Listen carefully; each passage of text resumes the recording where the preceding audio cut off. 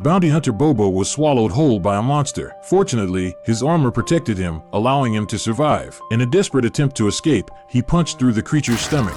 Then, he used his flamethrower to burn a passage through. Eventually, he managed to crawl out from the sand. By then, he was completely exhausted. His armor was also damaged. Before long, he passed out. Late at night, a group of Jawas who made a living by scavenging suddenly arrived in an armored vehicle and immediately took his helmet and armor. When Boba woke up and tried to resist, he was knocked out again by one of the Jawas. And just like that, he lay unconscious in the sandstorm for 3 whole days and nights, until he was discovered by the local Tusken raiders. They used a kind of insect to forcibly wake him. Then they tied up his hands with rope, dragging him through the barren desert. But under the scorching sun, Boba soon passed out once more. When he came to, he found himself tied to a wooden post. To his surprise, the guard watching over him was a massif. Beside him was a Rodian who had also been captured. Boba tried to cut the rope by rubbing it against the post, but the faint sound of friction woke the massif. As the beast slowly approached, Boba quickly sprang into action and choked it around the neck. Then, he knocked it out with a heavy blow. Afterward, he used the massif's sharp teeth to cut through the rope.